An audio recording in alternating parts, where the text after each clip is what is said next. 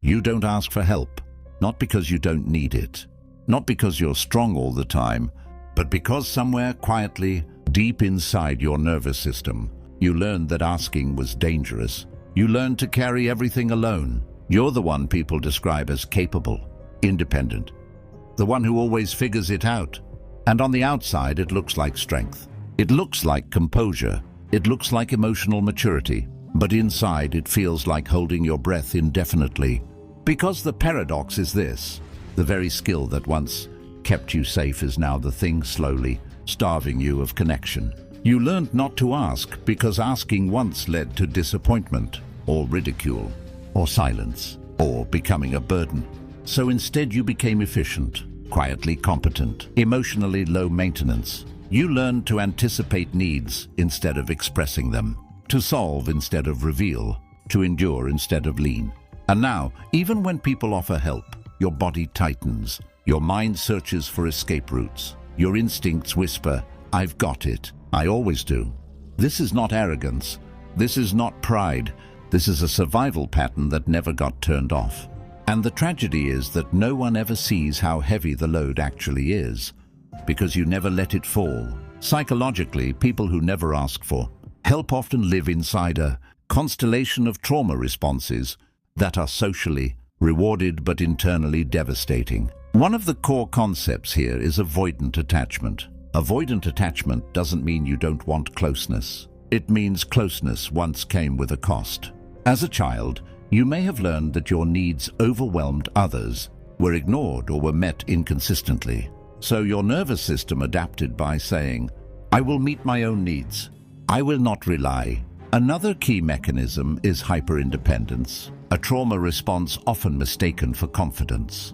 Hyperindependence is not self-trust. It is self-isolation dressed as strength. It develops when a child realizes there is no reliable external regulator, no safe adult to co-regulate distress. So the child becomes the parent, the container, the fixer. This is closely related to parentification, where a child emotionally or practically takes on adult responsibilities too early. When this happens, the brain wires itself around vigilance, competence, and suppression of need. Neurologically, this pattern is reinforced through chronic activation of the sympathetic nervous system.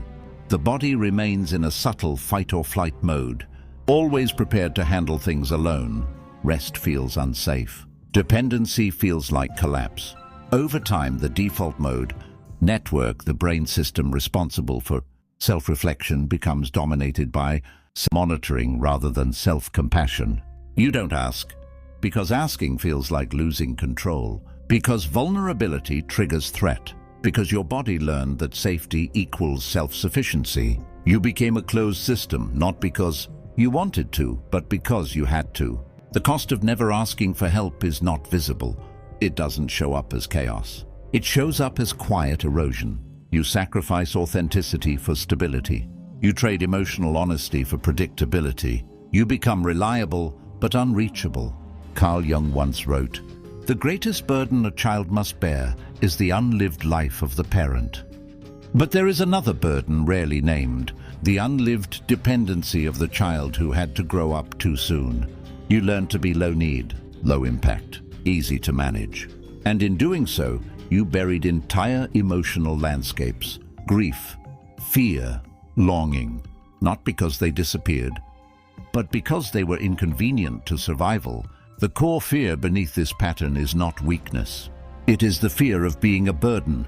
You fear that your needs will cost you love, that your vulnerability will shift how others see you, that once you ask, you cannot unask.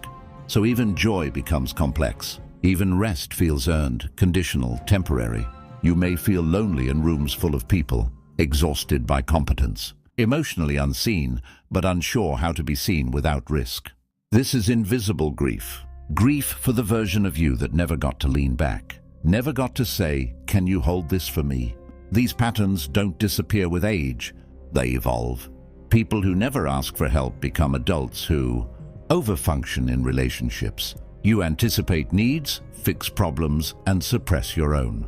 Then resentment quietly grows, not because others failed you, but because you never let them try. struggle with receiving. Compliments feel uncomfortable. Support feels intrusive. Gifts feel undeserved. You give easily, but receiving triggers guilt. Choose self-sufficiency over intimacy. You may prefer distance disguised as independence. You keep emotional escape routes ready, even with people you love. Burn out silently at work. You take on more than your share. You don't ask for clarification, rest, or support. You become indispensable and exhausted. Minimize your pain internally. You tell yourself others have it worse. You gaslight your own exhaustion. You delay care until crisis forces intervention. Confuse coping strategies with identity. You think, this is just who I am. But this is not personality. This is protection. Healing begins not with action, but with witnessing. Witnessing the moment your body tightens when help is offered. Witnessing the urge to say, I'm fine, automatically.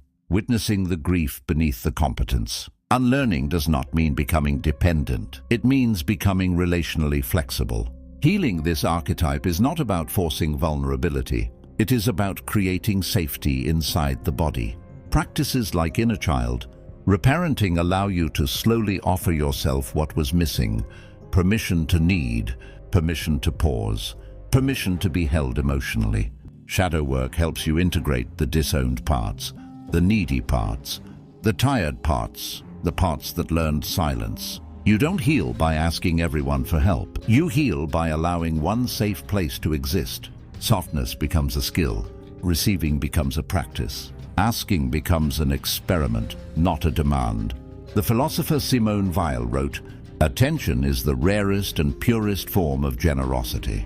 And that includes attention toward yourself. You were never wrong for surviving this way. But survival is not the same as living. You don't need to be fixed. You need to be met. And the truth is this: the strongest people are not those who carry everything alone, but those who learn slowly that they no longer have to. If this resonated, share it with someone who carries too much quietly. And remember, this channel is not about becoming tougher. It's about becoming whole.